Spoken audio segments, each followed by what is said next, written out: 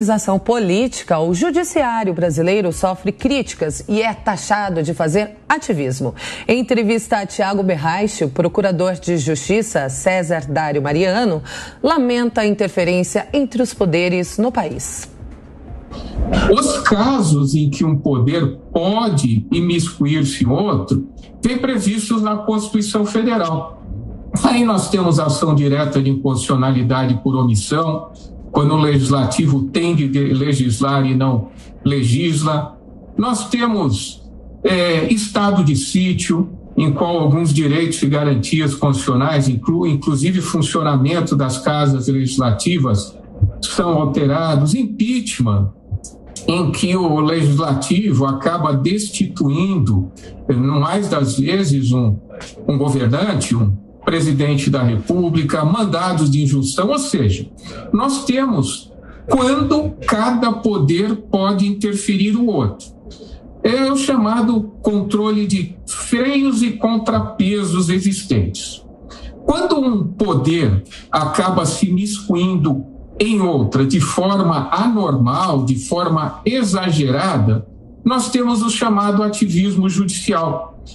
No caso do judiciário interferir no legislativo ou interferir no executivo, que tem acontecido muito constantemente, nós temos aí essa série de problemas. Por quê? Porque não pode ocorrer essa interferência indevida.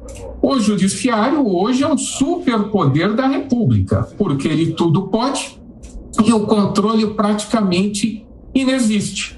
Porque o controle que é feito, de acordo com a Constituição Federal, pelo Senado Federal, sabemos que não está sendo colocado em prática porque todos os pedidos de impeachment, devidos ou indevidos, não vem o caso, eles acabam parando de forma indevida, inclusive na presidência do Senado.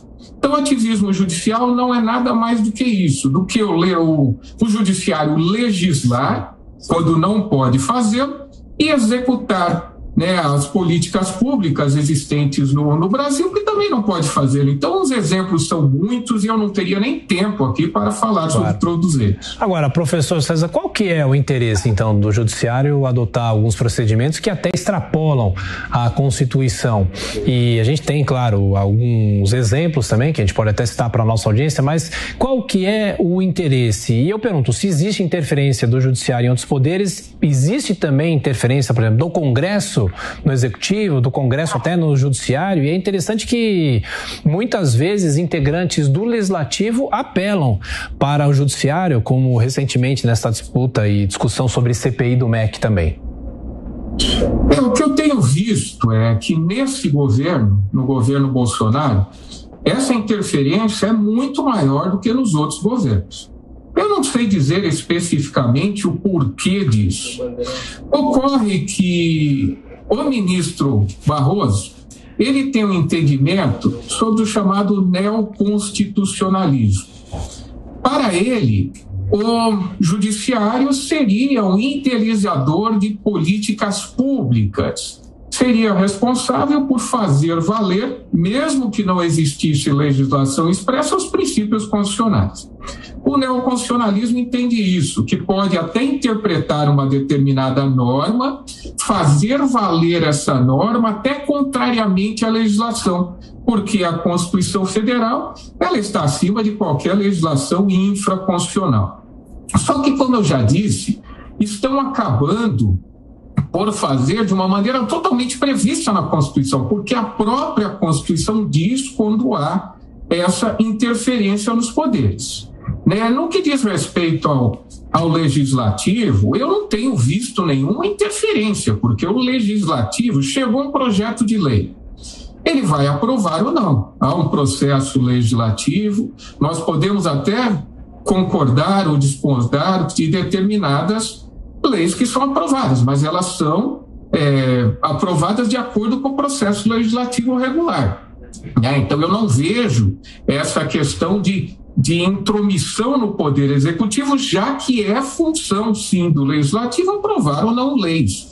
O executivo pode ter uma determinada visão e o legislativo falar, não, eu não entendo dessa forma. Se é feito de acordo com o projeto processo legislativo regular, estamos dentro da Constituição. As pessoas foram votadas e estão lá. Se elas são contrárias ou são favoráveis ao governo, isso é questão a ser decidida nas eleições. O que não pode acontecer, e tem acontecido muito, é o judiciário legislar, está fazendo isso muitas e muitas vezes, e administrar o país também está fazendo também muitas e muitas vezes.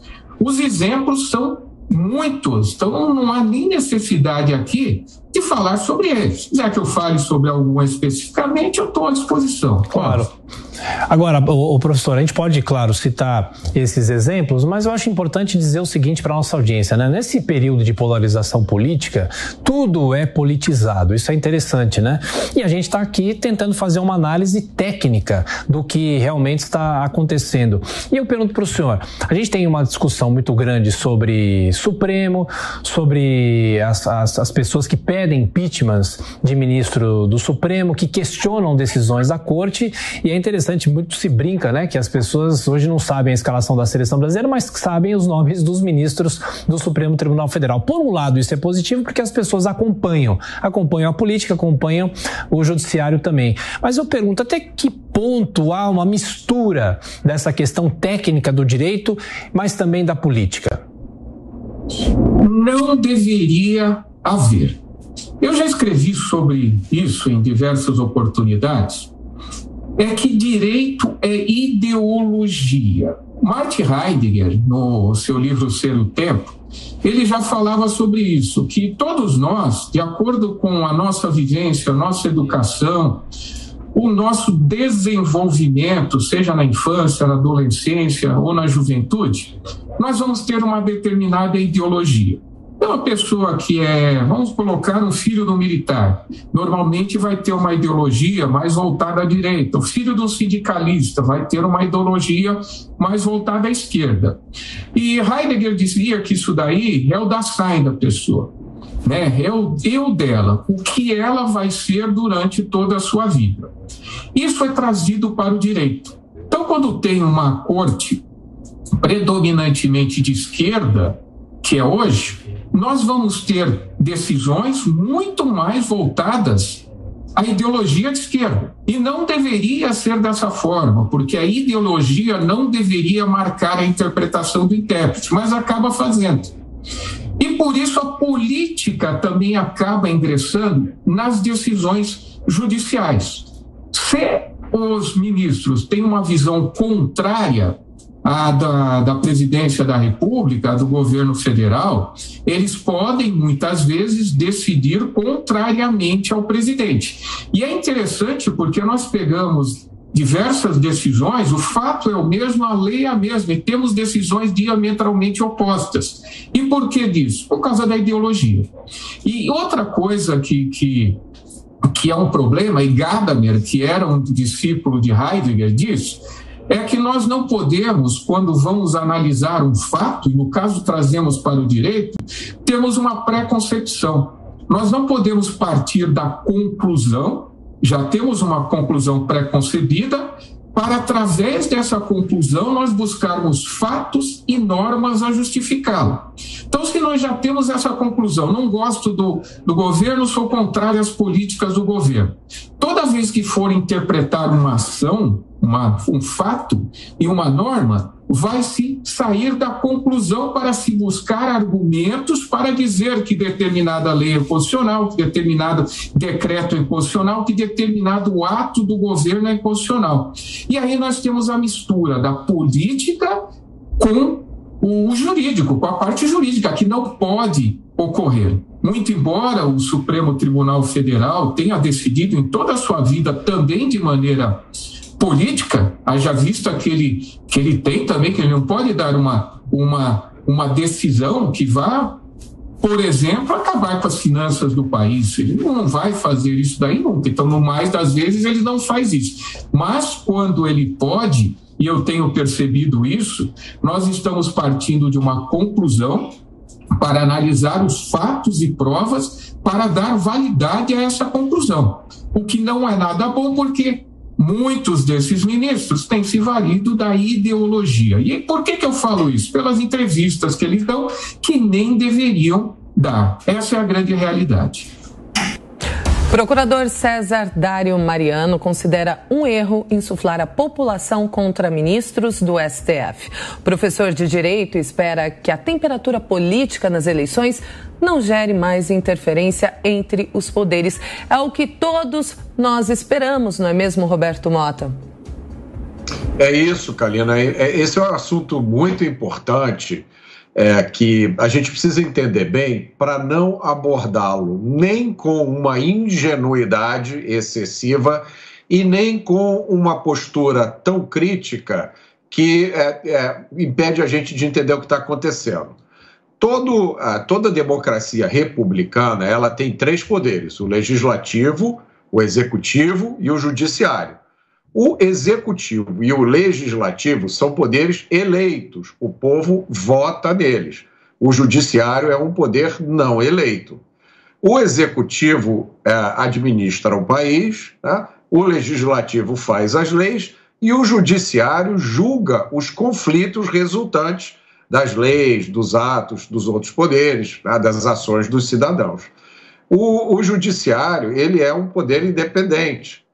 O judiciário não é, numa democracia republicana, ele não tem a missão, como o professor que acabou de falar disse, ele não tem a missão nem de administrar o país, nem de fazer leis.